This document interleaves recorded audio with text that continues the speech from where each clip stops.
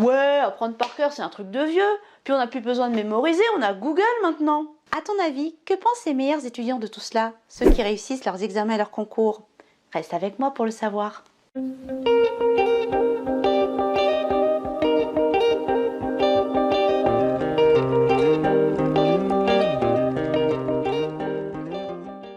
Bienvenue sur la chaîne YouTube de Learneuse, je m'appelle Johanna, je suis ta coach en apprentissage et tu es ici pour bouger ton cerveau et développer tes neurones. À l'ère du numérique, de nombreuses personnes pensent de plus en plus que la méthode d'apprentissage par cœur est complètement dépassée.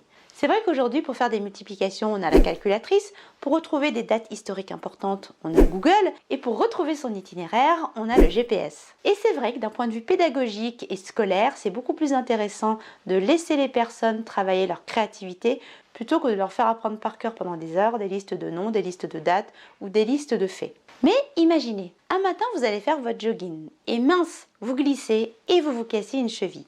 On vous amène aux urgences où là, un super chirurgien du pied va vous prendre en charge. Vous êtes anesthésié, on vous met sur la table d'opération. Le chirurgien regarde votre fracture et regarde tous les fragments osseux qu'il doit remettre en place. Et là, il se dit mince, je ne me souviens plus quel est le nom de cet os et le nom de cet os à côté. Vous pouvez aller vérifier dans Google, s'il vous plaît? Après, il se met à réfléchir. Quel type de dispositif je vais bien pouvoir mettre en place pour refixer cette cheville? On va encore aller vérifier dans les polycopiés pour voir.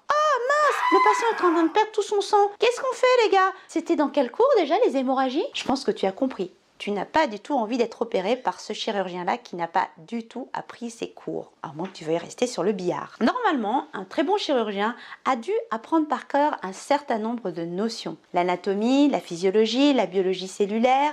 Il a également dû apprendre par cœur et répéter des centaines de fois des gestes de chirurgie précis pour pouvoir opérer rapidement et éviter les complications. Ce bon chirurgien, j'imagine, va se former toute sa vie. C'est ce qui va lui permettre de réagir rapidement au cours d'une opération et de sauver des vies et de sauver ta cheville en passant. Alors toi, tu n'opères pas, tu ne sauves pas des vies, mais par contre, tu prépares des examens, des concours et tu as très envie de réussir. Voici un cas d'école que je rencontre souvent auprès des personnes que j'accompagne. Il existe une épreuve que l'on rencontre dans quasiment tous les concours et tous les examens. C'est l'épreuve de synthèse et d'analyse de doc. Tu dois analyser une pile de documents d'une trentaine de pages et tu dois traiter une problématique en 3-4 pages argumentées avec une intro, un développement et une conclusion. Souvent, les candidats se disent « Hé, pas besoin d'apprendre par cœur, je vais simplement lire les documents et je vais m'en sortir comme ça ». Imagine que tu as un sujet à traiter sur la dématérialisation. Déjà, si tu ne sais pas ce que veut dire le mot dématérialisation, t'es mal. On va peut-être te parler de la loi de simplification et de la modernisation des services publics.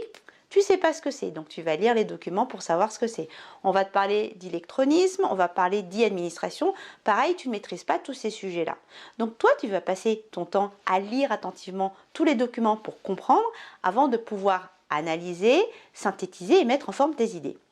Le candidat, le bon chirurgien qui aura appris un minimum dans ses cours, lui, il va savoir ce que c'est tout ça. Donc lui, il n'aura pas besoin de lire les documents, il va pouvoir tout de suite se concentrer sur la construction de son plan, sur la rédaction et la relecture de son travail.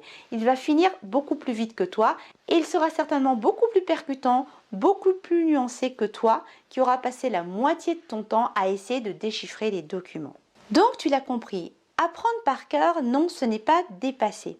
Le jour des concours et des examens, tu n'auras pas Google sous la main ni le temps pour aller chercher l'information. L'information, elle doit être stockée là-dedans pour que tu sois réactif et percutant le jour de tes épreuves. Je résume. Pour te donner une chance de réussir tes concours et tes examens, ce que tu dois faire, c'est apprendre par cœur un minimum de stock de connaissances.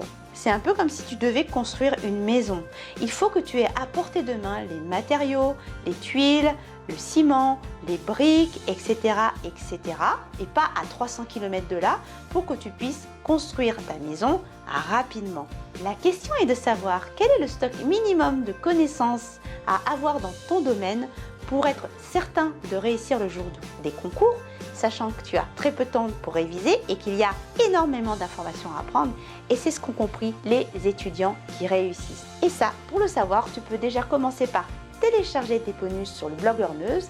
Le lien est en dessous de la vidéo. Et abonne-toi parce que dans les prochaines vidéos, je vais te parler des stratégies qu'utilisent les meilleurs étudiants pour mémoriser un minimum pour un maximum de résultats. Bye!